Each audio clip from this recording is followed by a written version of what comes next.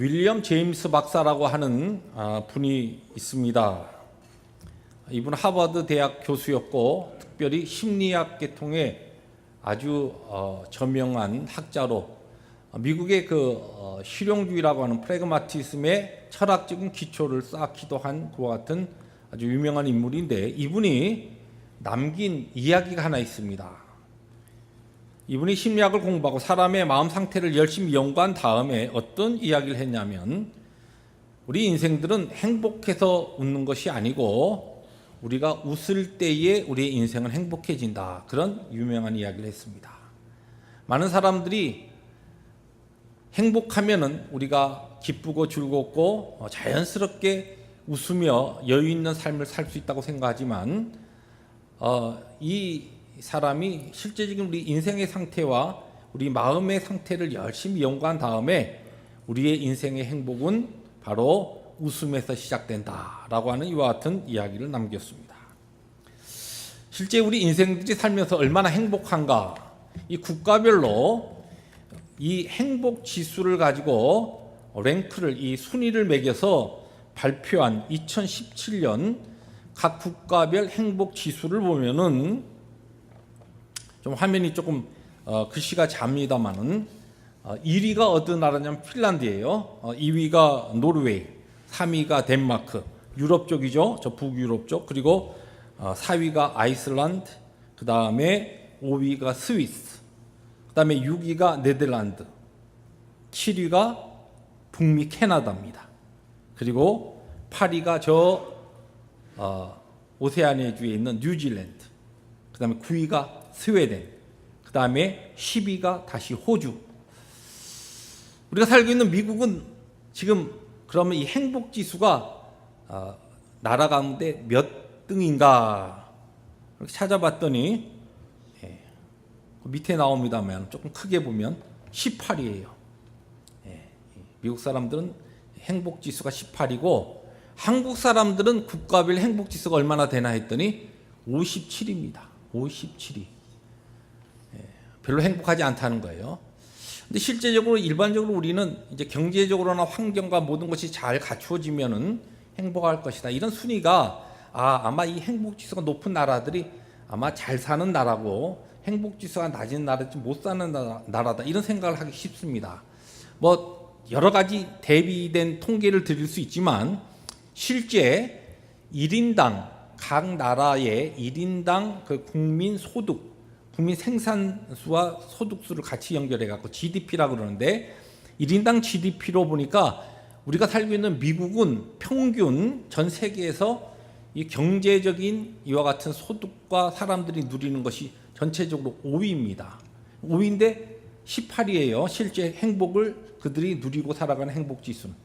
한국은 어느 정도인가? 한국 전체의 GPD, 이 국가 GPD는 10위, 세계에서 12번째 경제적 강국인데 1인당 소득을 따져보니까 몇 위냐면 28위입니다. 그런데 행복지수는 훨씬 낮아요. 한 2배로 뚝 떨어졌습니다. 그래서 이 제임스 박사의 이론에 의하면 왜 미국과 이 한국이 이렇게 경제적인 환경은 좋은 것을 누리면서도 행복하지 못한가, 상대적으로 웃지 않기 때문에, 덜 웃기 때문에. 한국 사람들이 많이 안 웃는다 그러죠. 우리가 미국에 와서 미국 사람들에 비해서 한국 사람들이 특별히 스트레이트 페이스, 이 얼굴이 딱 굳어가지고 굉장히 항상 시리어스하다 그러는데, 우리 한국 한번 옆에 분, 우리 크리스찬들은 잘 웃잖아요. 한번 옆에 분 보시고 어떻게 웃는 것이 웃는 것인가. 한번 옆에 분 한번 보세요. 보시면 저절로 웃음이 나와요. 한번 보세요. 옆에 가까이 계신 분. 지금 여러분 같이 그런 웃음, 그 웃음을 무슨 웃음이라 하면 요새 젊은이들이 썩소라 그럽니다. 썩소.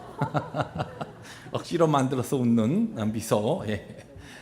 자, 그런데 이 웃음이 그러면 무엇인가? 이제 사전을 제가 찾아봤습니다. 그래서 웃음이 사전적인 뜻은 이렇게 돼 있어요. 안면 근육을 움직여서 일정한 표정을 짓는 반응이다. 여기 웃음이에요. 안면 근육을 움직여가지고 일정한 표정을 지을 때 나타나는 모습. 그게 웃음이에요. 근데 이거 다른 또 뜻이 있는데, 쾌적한 정신 활동에 수반되는 감정 반응이다. 이 어떠한 자극을 줬을 때 거기에 우리에게 이렇게 웃음이, 어떤 사람은 파한 데서 얼굴 활짝 펴고 웃는 사람인가 하면 어떤 사람은 그냥 잔잔한 미소로 웃는 사람도 있고 다 다르죠. 그런데 이런 이 웃음이 도대체 그러면 하나님께서 우리를 창조하시고 우리를 지으셨는데 우리에게 웃음을 주셨거든요. 하나님께서. 이 웃음을 그럼 어디에서 이 웃음이 시작되고 어떻게 웃음이 사람들에게 이렇게 표현되는가? 1989년 88 올림픽 다음 해입니다. 1989년에 우리 가까이에 있는 UCLA의 프로디라고 하는 교수가 자기가 이렇게 돌보던 환자 중에 신경외과 이 의사인데 이 만성 이 간질 이런 현상이 있었던 환자가 있어요. 16세 소년대.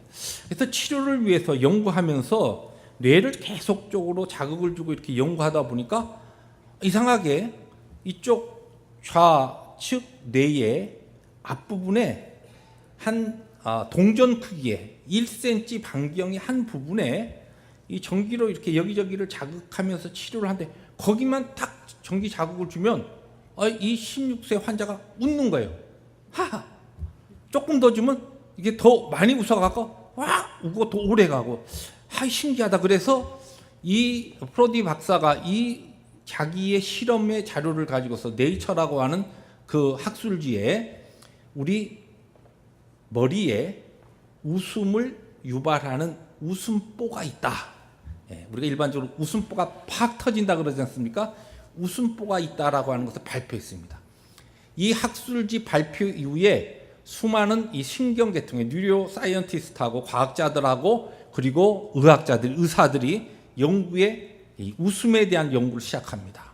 그래서 아주 많은 연구의 자료들이 그 이후에 쏟아지기 시작하는데 그 중에서 이제 대표적인 것이 영국의 심리학자가 실제적으로 로버트 홀덴이라고 하는 이분이 있는데 이런 웃음과 관계된 연구를 해서 실제 1분 동안 아주 호탕하게 그냥 배가 울릴 정도로 이렇게 웃으면 이렇게 1분 동안 웃은 사람하고 10분 동안 에어로빅이나 조깅이나 자전거를 탄 사람하고 운동 효과가 똑같이 나타난다는 거죠.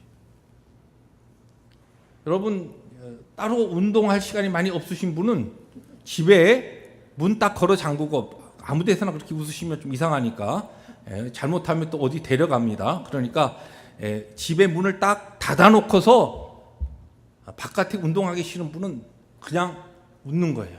억지로라도. 그러면 1분 동안 배를 부여잡고 포복절도 하듯이 이렇게 웃고 나면은 10분 동안 에어로빅이나 조깅이나 자전거 탄 그와 같은 운동 효과가 있다는 것이에요. 그래서 그것을 실제적으로 이제 좀 더 자세하게 조사해 보니까 이런 웃음을 하면은 이게 폐나 이 모든 이 기능이 확장되면서 이 유산소 운동이 저절로 된답니다. 실제적으로 보면 하나님께서 이런 웃음을 우리에게 주셨는데 이 웃음이 우리의 인생에게 우리가 하나님 만드신 그 창조물로서 우리에게 유익이 되고 복되게 하시기 위해서 주신 것이 웃음이라는 것이에요.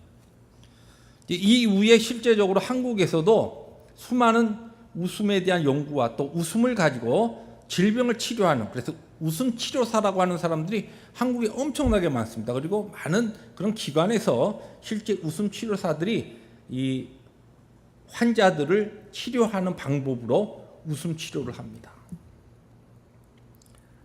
많이 웃으면 또 연구한 것은 우리가 잘 아는 엔돌핀이라고 하는 것이 생성되는데 자연스럽게 스트레스나 힘든 환경 가운데 있는 사람들이 억지로 웃는 웃음조차도 그 웃음이 실제 엔돌핀을 만들어내서 많은 우리의 육체의 질병을 치료하는 역할도 한다라고 하는 그와 같은 자료도 있습니다. 자, 오늘 그런 배경을 가지고 온 웃음에 대한 이야기입니다. 오늘 우리가 읽은 창세기 21장은 우리가 잘 아는 사라의 웃음입니다. 자, 웃음은 하나님께서 분명히 우리 인생을 만드셨을 때 하나님의 만드신 작품 가운데 하나입니다. 우리에게 주신 것이. 그런데 웃음은 크게 두 종류의 웃음을 이야기할 수 있습니다. 하나는 웃음이 옅은 웃음이 있고 깊은 웃음이 있어요. 아니 무슨 웃음도 뭐 옅은 게 있고 깊은 게 있는가? 여러분, 웃음 치료사들이 치료하기 위해서 사람들 막 웃깁니다. 또 어떤 경우는 개그맨들이 어떤 웃길 때 그냥 요새 젊은이들 표현대로 빵 터지는 그런 웃음이 나오기도 하지만 그런 웃음들은 그 시간이 싹 지나가면 그냥 바로 없어져요. 바깥으로는 웃음이 크게 표현되어도 그런 웃음은 얕은 웃음입니다. 그래서 어떤 분은 그렇게 표현하죠. 야, 지금 내가 웃고 있어도 웃는 게 아니야. 자기가 지금 웃지만 속은 지금 문드러진다는 거예요. 겉은 웃어도 속에 아픈 것은 치유가 안 된다는 것이에요. 그런 웃음은 옅은 웃음입니다. 그런데 깊은 웃음이 있습니다. 오늘 성경에서 만나는 사라의 웃음입니다. 이 웃음은 바깥으로 막 박장대소하면서 이렇게 손뼉을 치고 포복절도하는 그런 큰 웃음은 아니지만 그의 전인적인 마음의 전체를 치유하고 즐겁게 하고 기쁨을 주는 그와 같은 웃음입니다. 이 웃음은 오늘 성경이 사라의 고백을 통하여서 우리에게 가르쳐주는 대로 하나님께서 우리에게 주시는 웃음입니다. 우리 신앙인들은 바로 이와 같은 사라의 웃음을 통하여 오늘 하나님께서 우리를 창조하시고 우리의 삶에 만들어 놓으신 그 웃음을 통하여 어떠한 삶을 살아가야 될 것인가, 또한 어떠한 삶을 하나님께서 우리에게 원하시는가라고 하는 것을 본문을 중심으로 세 가지로 생각해 보려고 합니다. 먼저 이 사라의 웃음은 어떤 웃음이었는가? 하나님의 신실함 때문에 웃는 웃음이었다는 것입니다. 오늘 우리가 21장 1절부터 7절을 본문으로 택해서 읽었는데 1절, 2절 말씀을 보시면 이러한 말씀으로 시작이 됩니다. 여호와께서 말씀하신 대로 사라를 돌보셨고, 똑같은 단어가 또 반복되죠. 여호와께서 말씀하신 대로 사라에게 행하셨으므로. 여기 보면 말씀하신 대로 말씀하신 대로, 성경에 같은 문장이나 같은 표현이나 단어가 반복될 때 그것은 굉장히 그 뜻이 중요하다는 의미입니다. 그 다음에 2절로 넘어가면서 또 뭐라고 하냐면 사라가 임신하고 하나님이 말씀하신 시기가 되어 노년의 아브라함에게 아들을 낳으니. 그냥 오늘 우리가 읽은 본문은 간단한 거예요.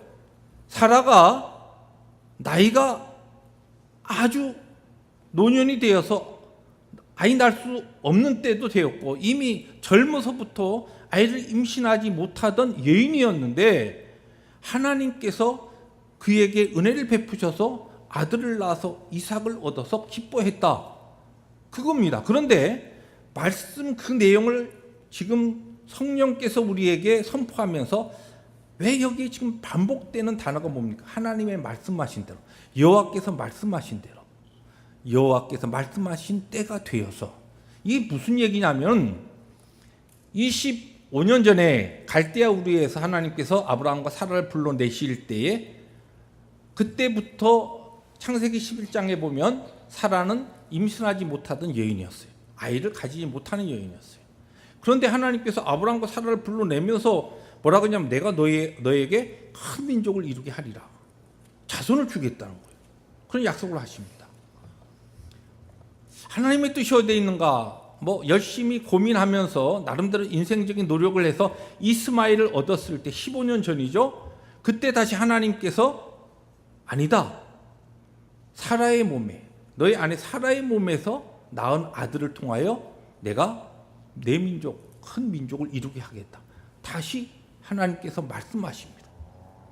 그리고 이 지금 21장 사건의 1년 전에도 하나님께서 찾아오셔서 내년 이맘때쯤 네가 아들을 안고 있으리라. 그렇게 말씀하십니다.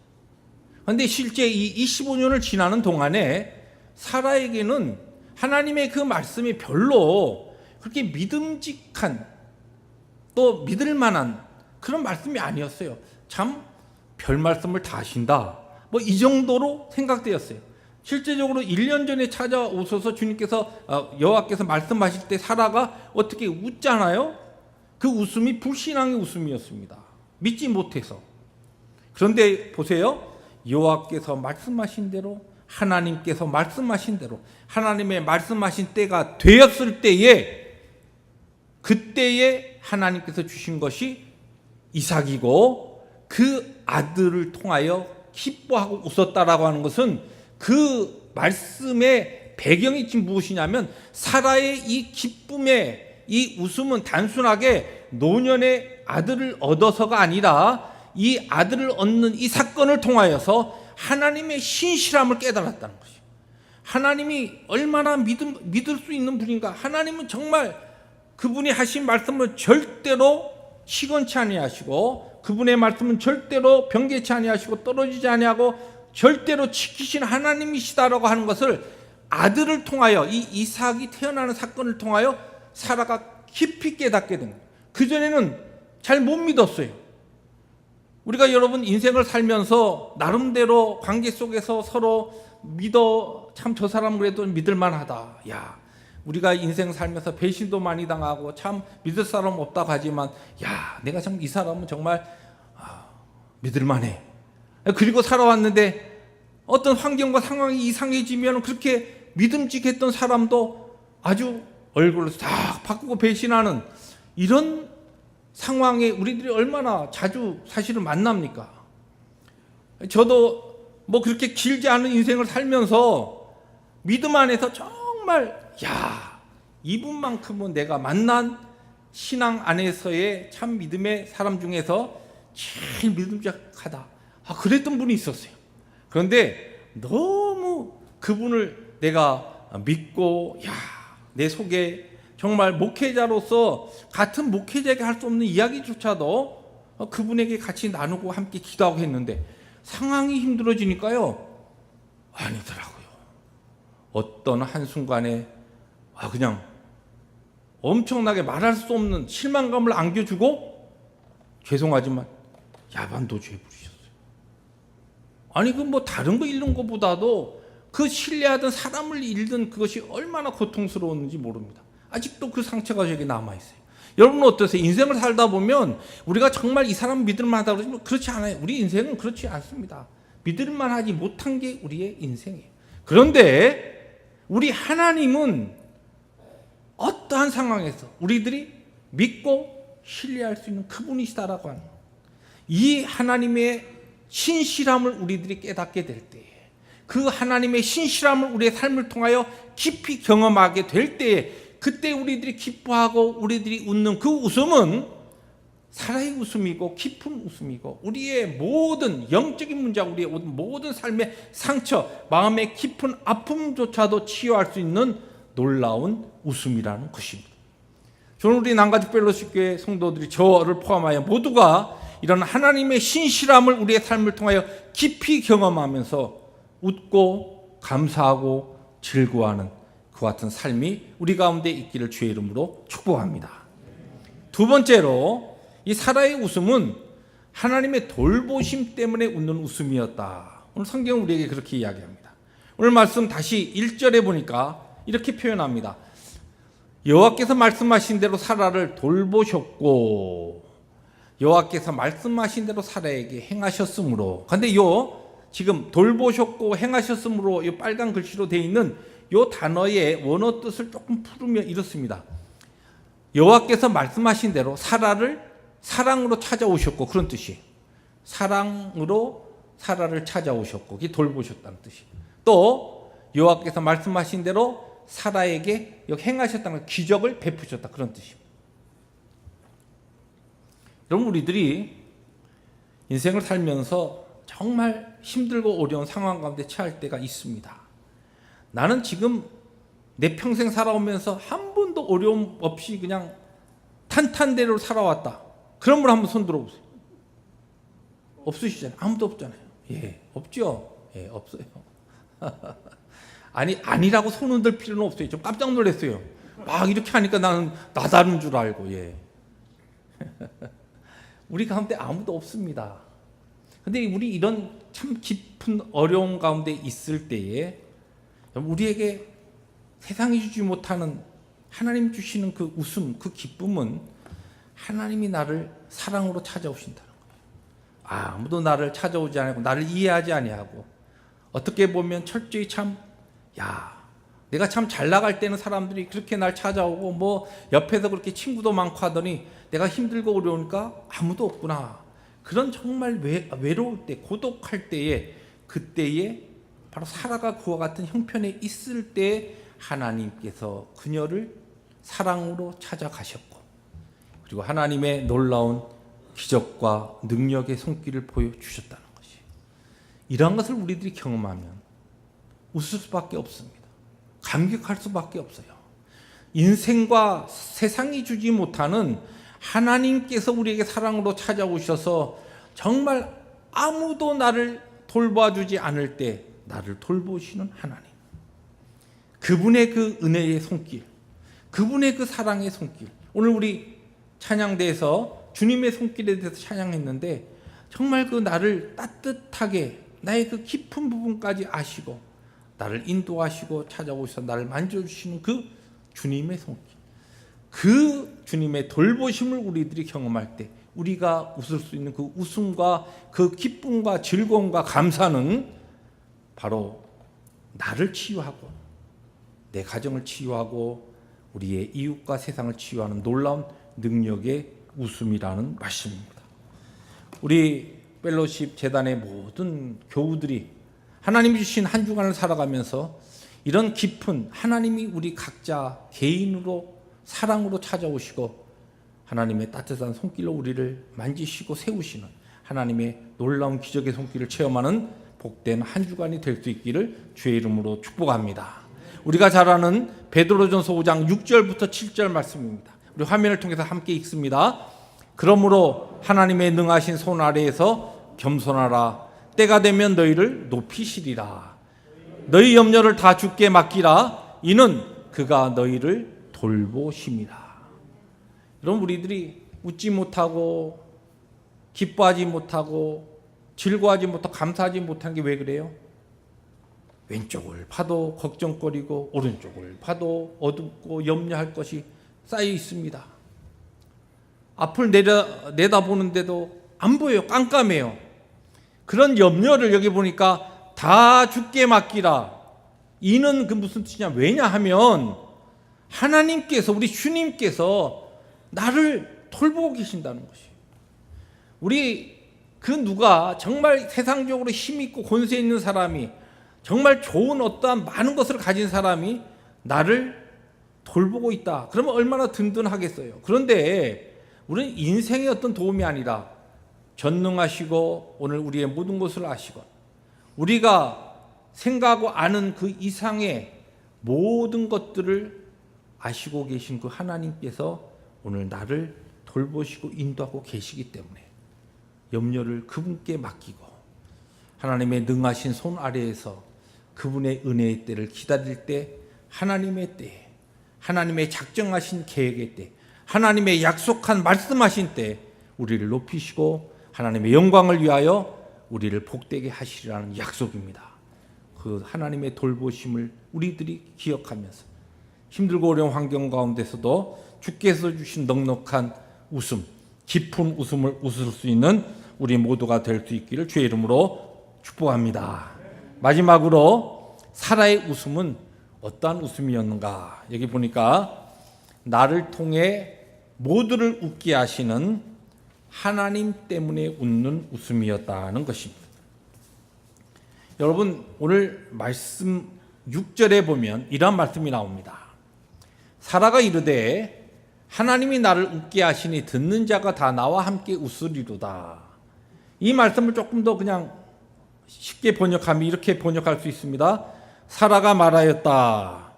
내가 나이가 많아서 아이를 낳을 수 없었는데 아이를 얻게 되었으니 이 이야기를 듣는 사람들이 모두 나와 함께 웃으며 즐거워하겠구나. 그런 얘기입니다. 근데 잘 들어보세요. 여기 지금 사라가 하나님이 나를 웃게 하시니, 이 아들 이삭을 얻어서 나에게 웃음 주시니까 이 이야기를 듣는 다른 사람도 다 나와 함께 기뻐하고 웃을 것이다. 근데 이것이 단순한 지금 사라가 처해져 있는 그 상황과 그의 이웃들에 대한 이야기가 아닙니다. 이 영적인 중요한 의미가 여기에 있습니다. 오늘 이 창세기를 우리들이 봤습니다. 신약 성경 첫 장을 넘어가 보면 여러분 마태복음 1장 1절에 어떻게 시작됩니까?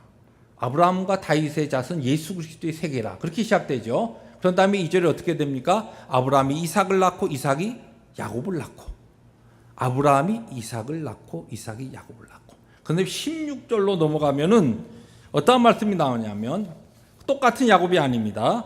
야곱은 마리아의 남편 요셉을 낳았으니 마리아에게서 그리스도라 칭하는 예수가 나시니라. 이 무슨 얘기예요? 하나님께서 아브라함을 믿음의 조상으로 부르시고 아브라함을 통하여 하나님의 나라를 세우시고 하나님의 백성을 세우신 다음에 그의 자손을 통하여 하나님의 약속한 메시아 구원자 예수 그리스도를 보내신 겁니다. 그런데 예수님의 탄생도 물론 동정녀 탄생으로 성령께서 잉태하게 하신 것이지만 그 예수 그리스도의 탄생과 이 예수 그리스도의 이 땅에 오시는 그것이 가능케 되는 하나님의 구속사적인 면에 있어서 첫 번째 하나님께서 이루신 사건과 기적이 무엇이냐면 아브라함의 그 아내 사라를 통하여 이삭이 태어난 겁니다. 여기 지금 사라가 이르되 하나님이 나를 웃게 하시니 그의 아들이 이름도 이삭이에요. 웃음이라고 하는 뜻입니다. 그런데 보십시오. 이 놀라운 이삭의 이 사건이 그 사건을 듣는 그 이삭의 이야기를 듣는 탄생을 듣는 그 사람들이 함께 웃게 된다는 것입니다. 이것은 동일한 구속사적인 중요한 영적 의미가 있습니다. 여기 사라를 바로 이 사라라고 하는 자리에 우리를 넣을 수 있습니다. 우리가 바로 하나님께서 우리로 하여금 웃게 하신 것이 무엇입니까? 죄로 인하여 멸망당할 수밖에 없었던 우리, 심판과 또한 어둠의 자리에 있던 우리를 예수 그리스도를 통하여 우리를 구원하셨어요.